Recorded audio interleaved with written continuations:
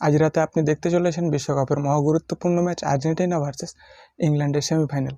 এই ম্যাচটি শুরু হতে চলেছে আজ রাত 1টায়। এখন বেশি কথা না বলে এই ম্যাচের বিশ্লেষণে চলে যায়। এই ম্যাচটি কেমন হতে পারে? প্রথমত আর্জেন্টিনার ক্ষেত্রে কথা বলা যাক। আর্জেন্টিনার একাদশে আপনি আজ একটি চেঞ্জ দেখবেন, সেটি হলো রদ্রিগো দি পলের। সেই জায়গায় নামতে পারেন জুনিয়র সিমেওনে। এখন আর্জেন্টিনার খেলায় কি আগের বার থেকে কোনো পরিবর্তন আসতে পারে, কারণ আগে আর্জেন্টিনা খেলেছে লো ব্লক টিমের এগেনস্টে, যেখানে তারা গোল করতে প্রথম দিকে খুব ধুঁকতে হয়েছে এবং গোল খেয়ে গেছে কাউন্টার অ্যাটাকে। তো আজ খেলতে চলেছে ইউরোপীয় টিম ইংল্যান্ডের সাথে, যারা গোল দেওয়ার চেষ্টা করবে এবং আর্জেন্টিনা বহুত স্পেস পাবে, যেক্ষেত্রে আর্জেন্টিনা অনেক গোল দিতে পারে। এখন এই ম্যাচটি কেমন হবে? এই ম্যাচটি হবে কানায় কানায় পূর্ণ এবং উত্তেজনাপূর্ণ একটি ম্যাচ। এই ম্যাচটিতে আপনি এক মুহূর্তের জন্য চোখ হটাতে পারবেন না, কারণ যে কোনো মুহূর্তে যে কোনো কিছু ঘটে যেতে পারে।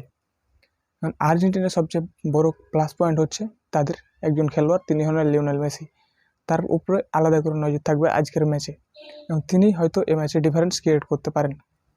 এখন ইংল্যান্ডের ক্ষেত্রে বলা গেলে আর্জেন্টিনার সবচেয়ে বড় থ্রেট হচ্ছে ইংল্যান্ডের নাম্বার 9 এবং নাম্বার 10, অর্থাৎ জুড বেলিংহাম এবং হ্যারি কেইন।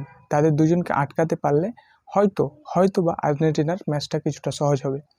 এখন ইংল্যান্ড চাইবে এই ম্যাচটি আর্জেন্টিনাকে হারাতে। তারা 2002 সালের লাস্টে দেখায় আর্জেন্টিনাকে হারিয়েছিল, সেটিও ছিল বিশ্বকাপের ম্যাচ। এখন ইংল্যান্ডের সবচেয়ে বড় প্লাস পয়েন্ট হচ্ছে তাদের জুড বেলিংহাম এবং হ্যারি কেইন। তারা দুইজন যে কোনো সময় যে কোনো মুহূর্তে গোল করতে পারেন এবং আর্জেন্টিনাকে ম্যাচটি থেকে হারিয়ে দিতে পারেন।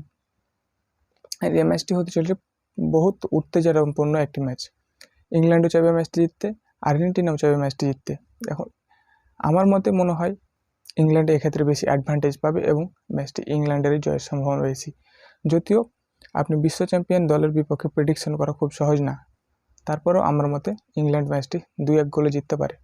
আপনার মতামত জানাতে পারেন কমেন্ট বক্সে। ততক্ষণ পর্যন্ত ভালো থাকবেন, দেখা হবে অন্য কোনো ভিডিওতে। ভালো থাকবেন, ধন্যবাদ।